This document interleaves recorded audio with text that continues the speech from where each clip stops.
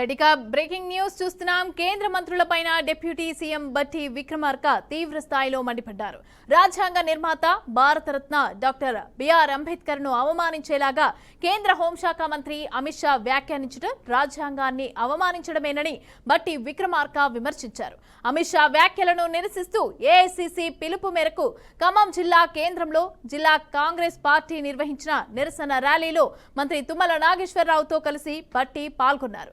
ఇక రాజ్యాంగం పైన ప్రమాణం చేసిన అధికారంలోకి వచ్చిన కేంద్ర ప్రభుత్వం కేంద్ర మంత్రుల రాజ్యాంగ పరంగా ఏర్పాటైన భారత పార్లమెంటులోనే రాజ్యాంగ నిర్మాత అంబేద్కర్ పైన అనుచిత వ్యాఖ్యలు చేయడం అంటే రాజ్యాంగాన్ని ఉల్లంఘించడమేనని అన్నారు. కాంగ్రెస్ కమిటీ ఆధ్వర్యంలో ఈరోజు దేశవ్యాప్తంగా అన్ని జిల్లాల్లో కూడా డాక్టర్ బాబాసాహెబ్ అంబేద్కర్ పైన సాక్షాత్తు భారత పార్లమెంట్లో ఈ దేశ హోంమంత్రిగా ఉన్నటువంటి అమిత్ షా గారు మాట్లాడినటువంటి వ్యాఖ్యల్ని ఖండిస్తూ పెద్ద ఎత్తున ప్రజలు నిరసన చేస్తూ ఉన్నారు.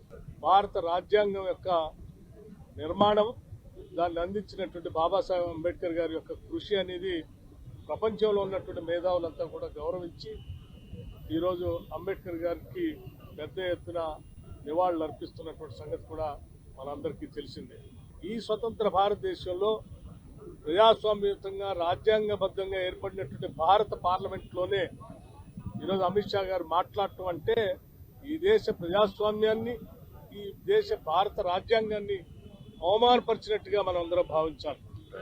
ఎవరైతే భారత రాజ్యాంగం పైన ప్రమాణ స్వీకారం చేసి ఈ దేశ ప్రధానిగా, ఈ దేశ హోంమంత్రిగా పనిచేస్తానని, భారత రాజ్యాంగం ప్రకారం నడుచుకుంటానని రాష్ట్రపతి ఆధ్వర్యంలో ప్రమాణం చేసి ఈరోజు పరిపాలన చేస్తున్నటువంటి ప్రధానమంత్రి కానీ లేకపోతే హోంమంత్రి కానీ ఇవాళ భారత రాజ్యాంగానికి విరుద్ధంగా వాళ్ళ ప్రవర్తన, వారి మాటలు స్పష్టంగా కనిపిస్తూ ఉన్నాయి.